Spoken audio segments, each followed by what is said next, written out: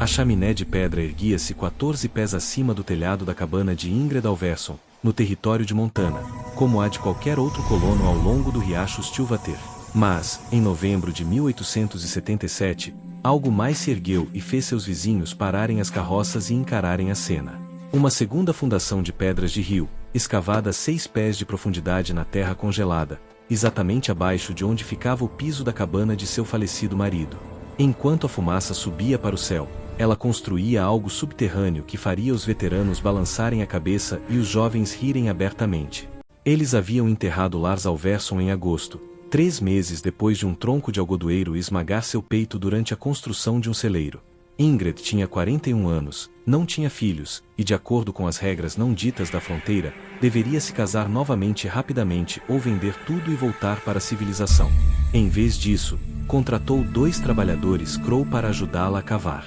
Na primeira semana de dezembro, quando as temperaturas caíram para 8 graus abaixo de zero, ela já havia escavado uma câmara de 12 pés de comprimento, 8 de largura e 7 de profundidade diretamente sob o piso da cabana.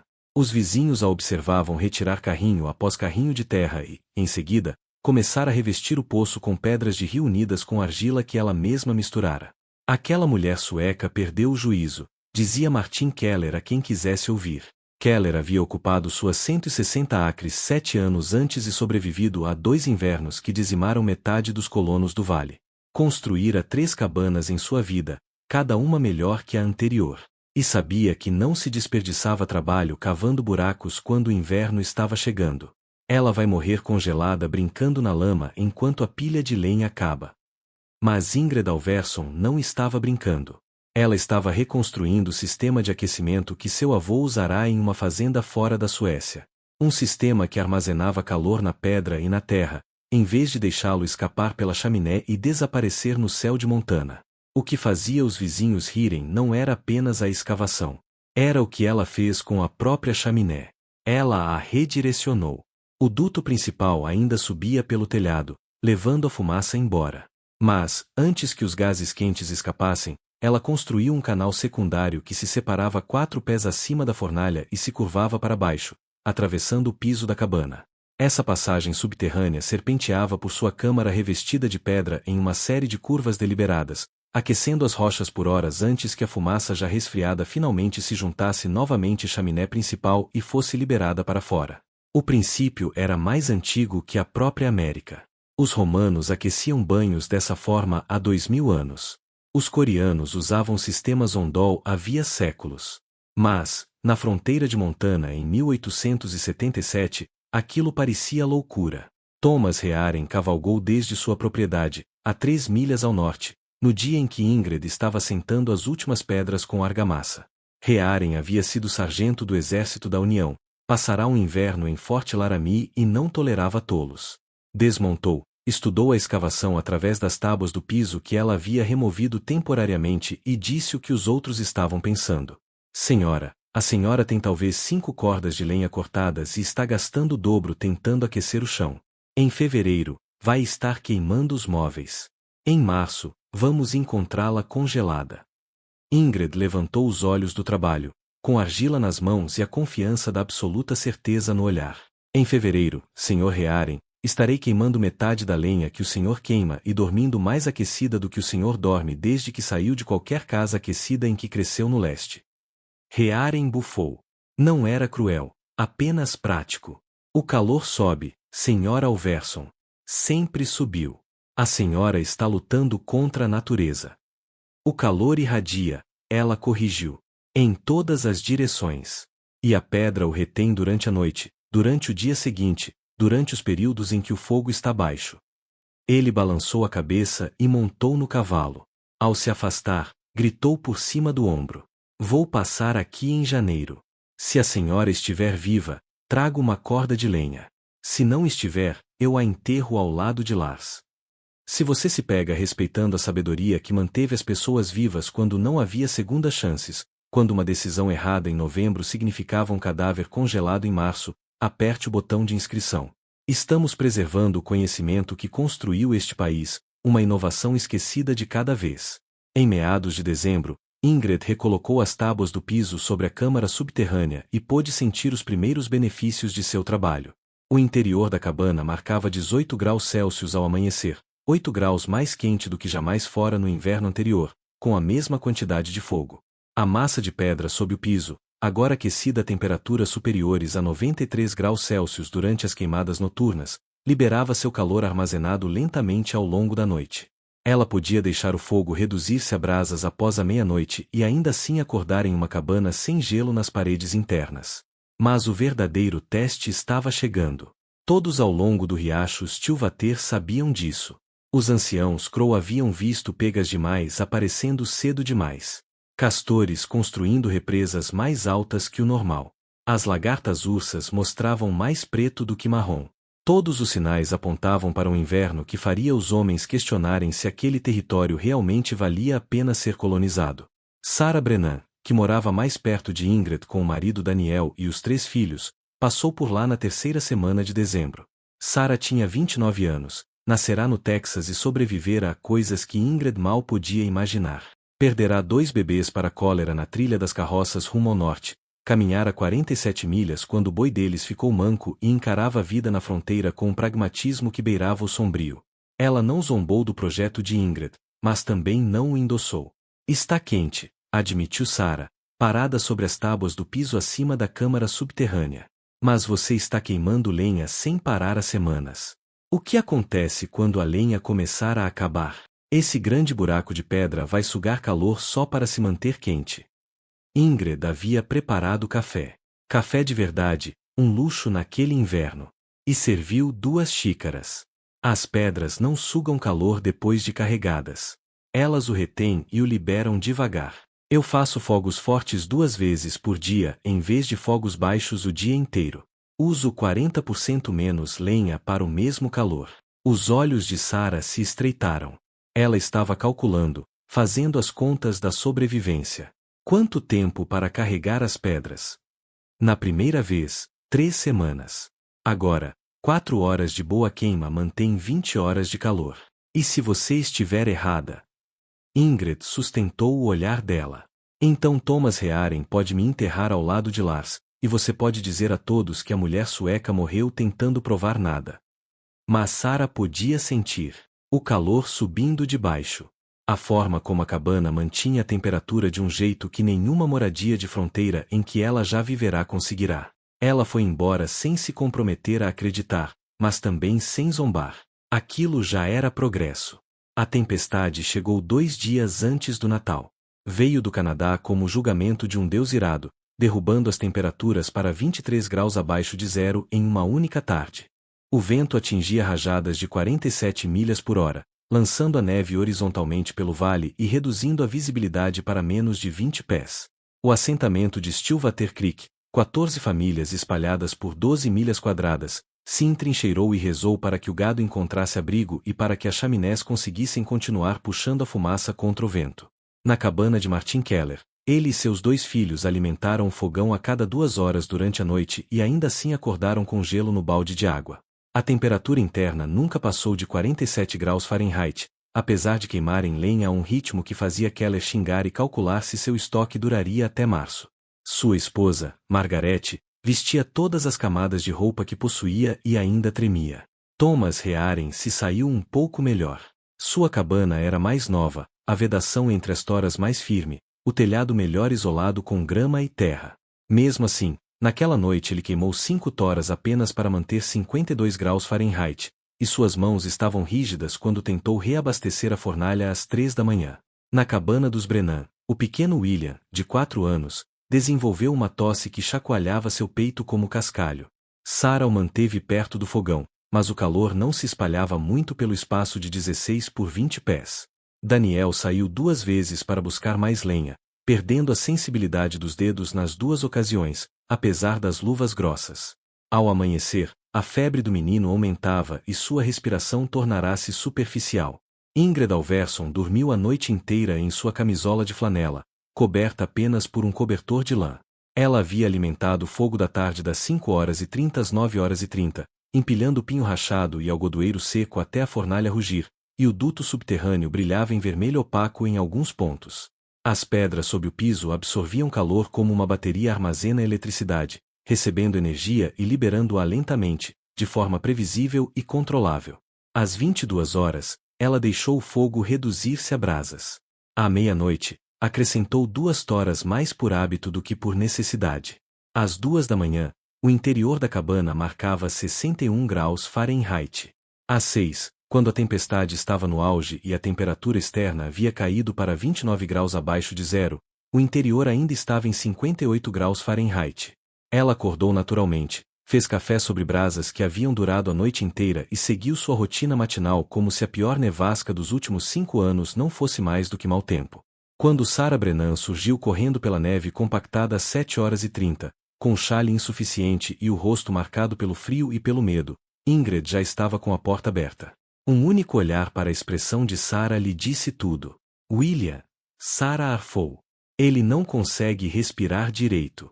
O frio entrou nos pulmões. Ingrid não pediu permissão. Vestiu o velho casaco de Lars, pegou cobertores e sua cesta de remédios, casca de salgueiro, chá de agulhas de pinheiro, flor de sabugueiro seca, e seguiu Sarah através de um vento que tentava derrubá-las. A cabana dos Brennan ficava a 300 jardas, mas parecia 3 milhas. Lá dentro, a temperatura não devia passar de 40 graus Fahrenheit. Daniel alimentava o fogo freneticamente, mas o fogão era pequeno, e o calor se dissipava assim que subia. O pequeno William estava deitado numa cama coberta com todas as colchas que possuíam. Sua respiração era rouca e irregular, e seus lábios apresentavam um leve tom azulado, sinal de que seu corpo estava perdendo a luta para se manter aquecido.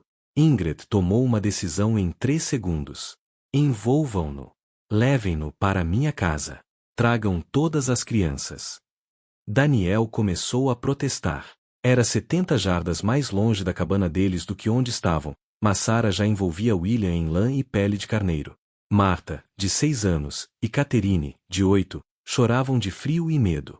Ingrid pegou William nos braços, apertando o menino contra o peito, e liderou o caminho de volta pela tempestade. Quando tropeçaram para dentro de sua cabana, o contraste foi como um impacto físico. A família Brennan parou no meio do cômodo, incrédula, enquanto o calor os envolvia por todos os lados. Não era apenas ar quente vindo de um fogão. Era calor subindo pelas tábuas do piso, irradiando de todas as superfícies, cercando-os com um tipo de calor que penetra até os ossos. Jesus, Maria, sussurrou Daniel. Ingrid colocou William em sua cama, posicionada diretamente sobre a parte mais quente da câmara subterrânea de pedra. Removeu as camadas externas úmidas, envolveu-o em cobertores secos, e em poucos minutos, sua respiração começou a se acalmar. O calor não era apenas ambiente. Era terapêutico, constante, o tipo de calor envolvente que permite ao corpo se recuperar, não apenas sobreviver. Sarah tocou o chão com a mão nua e a puxou de volta rapidamente. Não estava dolorosamente quente, mas morno como pedra aquecida pelo sol do verão. É assim que as pedras seguram o calor. Elas não o perdem como o ar. Elas o devolvem por horas, dias, se eu as mantiver corretamente. As crianças Brennan pararam de chorar. Marta tirou as luvas. Catherine perguntou se podia sentar no chão e, quando Sarah assentiu, as duas se estenderam sobre as tábuas como gatos encontrando o sol. A tempestade durou 3 dias. A notícia se espalhou rápido, como sempre acontece em comunidades isoladas onde a sobrevivência depende de saber quem está em apuros e quem pode ter soluções. No segundo dia, mais 7 pessoas já estavam amontoadas na cabana de Ingrid, não apenas em busca de calor, mas porque Thomas Rearen cavalgara através do vento enfraquecido para contar a Martin Keller o que havia visto, e Keller deixará o orgulho de lado tempo suficiente para admitir que haviam calculado mal. A cabana de Ingrid, de 16 por 20 pés como a maioria das moradias de colonos, agora abrigava 13 pessoas. A temperatura interna nunca caiu abaixo de 57 graus Fahrenheit. O consumo de lenha dela, mesmo aquecendo mais gente, era menor do que qualquer outra família em Stillwater Creek gastava apenas para manter 2 pessoas vivas. No terceiro dia, eles já não eram mais convidados. Eram testemunhas. Martin Keller sentou-se no chão, sobre a câmara de pedra, e sentiu o calor subir através de tábuas de carvalho centenárias que estavam na família de Lars desde a Suécia. Ele tinha 53 anos, havia construído estruturas em 3 territórios diferentes, e sentia algo que só experimentara uma vez antes, em uma casa de banhos na Filadélfia, onde a água era aquecida por caldeiras no porão e o calor subia pelos pisos como magia. É um hipocausto, disse finalmente. Como os romanos construíam. Ingrid assentiu. Meu avô chamava isso de sistema de fogão de azulejos, aquecimento por massa térmica. Os romanos acertaram há 2000 anos. A Coreia ainda usa. A Rússia usa. Nós esquecemos quando viemos para cá. Thomas Rearen, que ficará em silêncio por 2 dias, finalmente falou. Quanto de pedra você moveu? Cerca de 4 toneladas, talvez mais. Pedra de rio, principalmente granito, é denso, retém melhor o calor do que o arenito. E o sistema de dutos? Como impediu que a fumaça retornasse?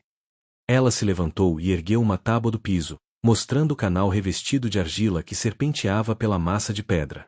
A pressão negativa ainda puxa a fumaça pela chaminé principal. Mas, antes de escapar, ela entrega o calor à massa. Perco talvez 10% por retorno de fumaça. Vale a pena para triplicar a retenção de calor. Daniel Brennan, que observava William dormir tranquilamente pela primeira vez em 3 dias, disse o que todos estavam pensando. Você poderia ter guardado isso em segredo, vendido, ganhado dinheiro com isso. Ingrid recolocou a tábua do piso. Lar sempre dizia que conhecimento que mantém as pessoas vivas não deve ser escondido. Além disso, para quem eu iria vender isso? Todos nós estamos tentando sobreviver ao mesmo inverno. Se esse tipo de generosidade, essa ética de fronteira baseada na sobrevivência compartilhada, importa para você, se você acredita em preservar as inovações que ajudaram pessoas a atravessar épocas em que falhar significava morrer, inscreva-se agora. Ajude-nos a impedir que essa sabedoria desapareça na história esquecida. A tempestade cessou em 28 de dezembro. No dia de Ano Novo, a temperatura havia subido para administráveis 12 graus acima de zero, e as famílias retornaram às suas próprias cabanas. Mas algo havia mudado no assentamento de Stillwater Creek. Martin Keller voltou 3 dias depois com perguntas sobre profundidade de escavação e tipo de pedra. Thomas Rearen trouxe medições que havia feito do sistema de dutos de Ingrid e pediu permissão para copiar o projeto. Daniel Brennan apareceu com seus 2 filhos e ofereceu 2 semanas de trabalho para ajudar Ingrid a consertar qualquer coisa que precisasse de reparo depois de abrigar sua família. Em março, outras 4 famílias já haviam começado a cavar. Martin Keller foi o mais longe. Ele escavou até 8 pés de profundidade, revestiu a câmara com granito que transportou de uma pedreira a 19 milhas de distância e construiu um sistema de dutos que serpenteava por 32 pés através da massa de pedra antes de ventilar para fora. Sua esposa, Margaret, relatou que no inverno seguinte queimaram 60% menos lenha e dormiram de roupa de dormir pela primeira vez desde que deixaram a Pensilvânia. Thomas Rearen adotou uma abordagem diferente. Ele incorporou o sistema a uma nova cabana em vez de adaptar uma já existente, integrando a massa térmica às próprias paredes da fundação. Ele fez os cálculos, estimou a perda de calor por grau de diferença de temperatura, a condutividade térmica de diferentes tipos de pedra e a velocidade ideal do fluxo de fumaça. Sua cabana permaneceu acima de 55 graus Fahrenheit por 36 horas depois que o fogo se apagou completamente. Mas a verdadeira prova veio no janeiro seguinte, 15 meses depois de Ingrid ter começado a cavar. Outra tempestade atingiu o vale. Não tão severa quanto a nevasca de Natal de 1877, mas fria e longa o suficiente para testar todas as construções da região. Desta vez, 5 cabanas ao longo do Stillwater Creek mantiveram temperaturas internas acima de 55 graus Fahrenheit enquanto queimavam metade da lenha que as outras consumiam. As crianças não adoeceram. Os dedos não congelaram ao reabastecer fogões à meia-noite. As famílias com sistemas subterrâneos de massa térmica passaram do modo de sobrevivência para uma vida confortável. As que não tinham começaram a fazer perguntas. Em 1880, quando o recenseador passou a cavalo registrando melhorias nas propriedades, anotou algo incomum em seu caderno. O assentamento ao longo do Stillwater Creek apresenta sistemas avançados de aquecimento não observados em outras localidades do território de Montana. Colonos relatam economia de combustível entre 40% e 60% usando aquecimento por massa de pedra com gases de chaminé redirecionados. Imigrantes noruegueses, suecos e alemães relatam sistemas semelhantes em seus países de origem, agora difundindo-se entre colonos nativos. Vantagem significativa de sobrevivência observada durante meses de inverno severo. O nome do recenseador era Edward Voice, e ele tinha formação suficiente em engenharia para reconhecer genialidade quando havia. Passou 3 dias no vale medindo, desenhando e entrevistando famílias. Seu relatório ao governo territorial incluía desenhos detalhados do sistema de Ingrid-Alverson e recomendava que tecnologia semelhante fosse implementada em fortes militares e edifícios governamentais por todo o território de Montana. Nada saiu dessa recomendação. Sistemas governamentais não se movem rápido. E quando alguém em Helena poderia ter autorizado recursos para sistemas experimentais de aquecimento, a fronteira já estava mudando. As ferrovias traziam carvão. As cidades cresciam o suficiente para sustentar fornecedores comerciais. A engenhosidade desesperada que marcará a era dos colonos cedia lugar à conveniência industrial. Mas naquele vale, ao longo daquele riacho, o conhecimento persistiu. O filho de Sarah Brennan, William, cresceu em uma cabana aquecida por pedras sob o piso. Tornou-se carpinteiro e construiu 17 casas no oeste de Montana entre 1895 e 1920. Todas, sem exceção, incorporavam alguma forma de aquecimento por massa térmica. Nem sempre tão elaboradas quanto o sistema de Ingrid, cidades têm exigências diferentes de propriedades isoladas, mas sempre projetadas para armazenar calor em massa e liberá-lo lentamente, em vez de queimar combustível continuamente. Martin Keller ensinou seus filhos, que ensinaram seus filhos. Quando a Grande Depressão chegou na década de 1930 e a economia de combustível voltou a importar para pessoas que haviam esquecido que isso um dia fora essencial, 3 famílias do condado de Stillwater sabiam como aquecer uma casa durante um inverno de Montana usando apenas 1/4 da lenha que qualquer outro precisava. Ingrid Alverson viveu em sua cabana até 1891, quando tinha 55 anos. Vendeu a propriedade a um casal alemão recém-chegado da Baviera, mostrou-lhes como o sistema funcionava e mudou-se para Helena para viver com uma sobrinha. O casal alemão, o Schmidt, manteve o sistema por 32 anos. Quando venderam a propriedade em 1923, os novos donos, criados com fornos a carvão e aquecimento a vapor, cobriram a câmara subterrânea e instalaram um fogão convencional. Mas as pedras ainda estavam lá. 4 toneladas de granito em uma cavidade de 7 pés de profundidade sob tábuas de madeira que alguém pregou sem entender o que havia abaixo. Em 2019, um casal de Seattle comprou a antiga propriedade Alverson como parte de uma aquisição do Montana Land Trust. Eram historiadores interessados em arquitetura de fronteira. Ao iniciar o trabalho de restauração, encontraram algo em comum: tábuas do piso que permaneciam mais quentes do que deveriam, mesmo no inverno, mesmo sem aquecimento. Eles retiraram o piso. 4 toneladas de granito ainda no lugar após 142 anos. Canais de dutos revestidos de argila, parcialmente colapsados, mas inconfundíveis em sua finalidade. Um sistema de aquecimento que mantivera pessoas vivas quando a vida não era garantida, que reduzira o consumo de combustível pela metade quando combustível significava a diferença entre sobreviver e morrer. Eles documentaram tudo e entraram em contato com o Departamento de História da Universidade Estadual de Montana. Uma estudante de pós-graduação chamada Maria Shen escreveu sua tese sobre sistemas de aquecimento por massa térmica na fronteira de Montana, usando a cabana Alverson como principal estudo de caso. Ela localizou descendentes das famílias que haviam implementado o sistema, encontrou o relatório original do censo de Edward Voice nos arquivos territoriais e reconstruiu a história de como a inovação de uma viúva se espalhou por um vale e salvou vidas que o inverno pretendia levar. A física era simples. A capacidade térmica do granito é de 20 calorias por grama por grau Celsius. Uma massa de 4 toneladas aquecida a 200 graus Fahrenheit e cercada por terra isolante perde calor lentamente o suficiente para aquecer uma cabana por mais de 24 horas. Fogões a lenha convencionais convertem combustível em calor com cerca de 65% de eficiência, perdendo o restante pela chaminé. O sistema de Ingrid capturava outros 20% desse calor perdido ao fazê-lo passar pela pedra antes de ser liberado. A matemática era elegante. A engenharia, brilhante. E funcionava porque se baseava em princípios mais antigos que a América, mais antigos que a fronteira, mais antigos que a mitologia da construção da nação que esqueceu de onde seu povo veio, remontando aproximadamente ao ano 500 d.C.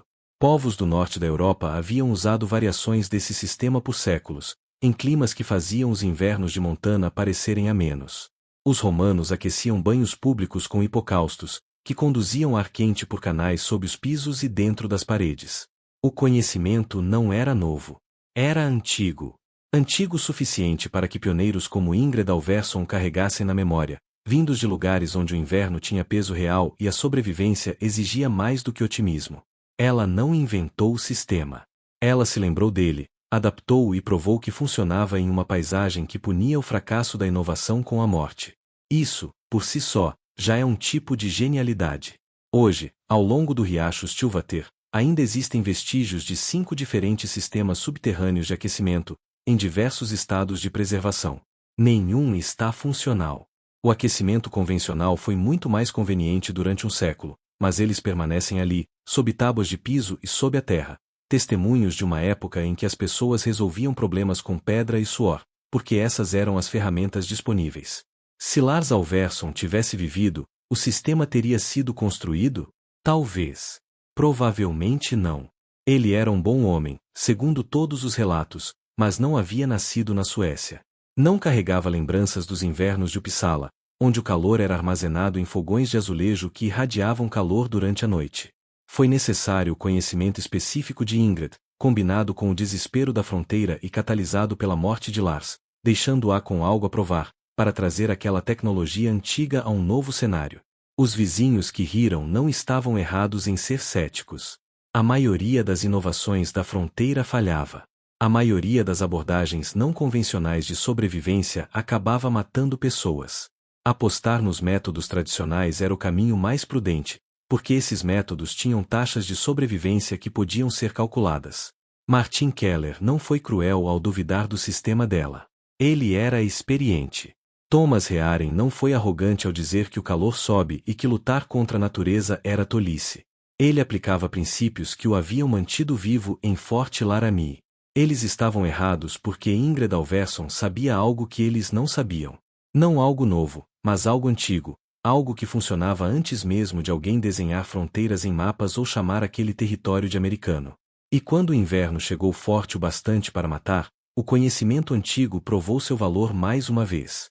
Naquele Natal de 1877, quando o pequeno William Brennan repousava em uma cama aquecida sobre 4 toneladas de granito quente, quando sua respiração voltou ao normal e sua febre cedeu, ninguém estava rindo. Eles estavam aprendendo.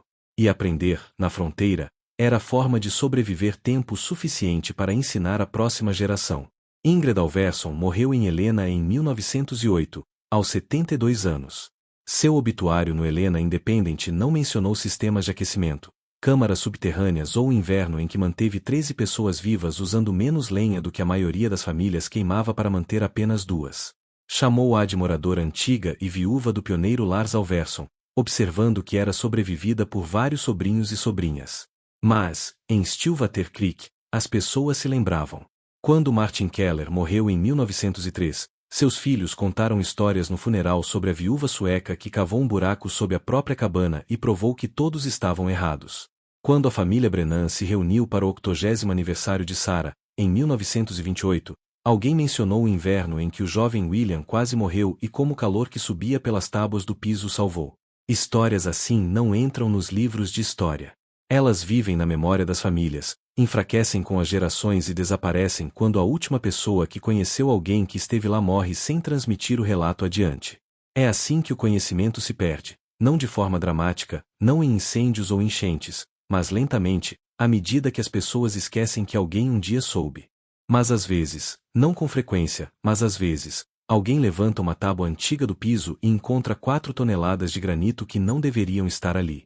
E então começam as perguntas, a pesquisa tem início, e uma história que quase se perdeu é contada mais uma vez. Se você quer fazer parte da preservação dessas histórias, se acredita que a engenhosidade da fronteira, a sabedoria dos imigrantes e o tipo de solução de problemas que manteve pessoas vivas em condições impossíveis merecem ser lembrados, inscreva-se. Ajude-nos a garantir que aquilo que Ingrid Alverson sabia, o que ela construiu, o que ela provou em Stillwater Creek, no território de Montana, no inverno de 1877, não desapareça no silêncio que engole a maior parte das conquistas humanas. Clique em curtir se esta história significou algo para você. E compreenda que, em algum lugar sob seus pés, onde quer que você viva, pessoas já enfrentaram invernos sem eletricidade. Pode haver pedras que armazenaram calor quando calor significava vida. Pode haver evidências de genialidade que ninguém ainda descobriu. Pode haver inovações que funcionaram tão bem que se tornaram invisíveis, tomadas como garantidas e depois esquecidas quando opções mais fáceis surgiram. A fronteira não era romântica. Era dura, fria e matava pessoas que cometiam erros. Mas também era um laboratório, onde a necessidade forçava a inovação e culturas diversas traziam soluções diferentes para os mesmos problemas. O sistema de massa térmica de uma viúva sueca. O projeto de adega subterrânea de imigrantes alemães. As técnicas de irrigação de trabalhadores chineses das ferrovias. O aquecimento ondol trazido por imigrantes coreanos. Os métodos de construção de casas das famílias norueguesas. Cada onda de colonos trouxe conhecimento de algum outro lugar. E os mais inteligentes não presumiam que os modos americanos eram os únicos modos. Ingrid Alverson sabia que o calor irradia em todas as direções, que a pedra retém calor, que soluções antigas às vezes funcionam melhor do que as novas. Ela sabia disso porque seu avô sabia. Porque os invernos rigorosos vinham ensinando os suecos sobre massa térmica havia mais tempo do que qualquer um conseguia lembrar. E, por um inverno, em um riacho, em um canto do território de Montana, esse conhecimento antigo encontrou uma nova necessidade e provou seu valor mais uma vez. As pedras ainda estão lá. 4 toneladas de granito sob tábuas de piso que alguém pregou em 1923 sem saber o que estava cobrindo. Silenciosas, esquecidas por todos, exceto historiadores, descendentes e o ocasional pesquisador curioso que se pergunta por que aquela cabana específica tem vigas de piso espaçadas de maneira diferente do normal. Elas estão ali porque Ingrid Alverson as colocou no lugar em novembro de 1877, enquanto os vizinhos riam, balançavam a cabeça e previam que ela morreria congelada, sem provar nada. Estão ali porque, às vezes, os métodos antigos funcionam. Porque, às vezes, os imigrantes sabem coisas que valem a pena aprender. Porque, às vezes, uma viúva sem nada a perder tem tudo a ensinar.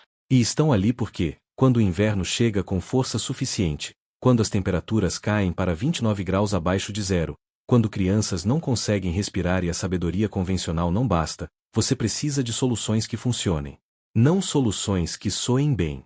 Não soluções que sigam regras com as quais todos concordam. Soluções que funcionem. O calor irradia. A pedra retém calor.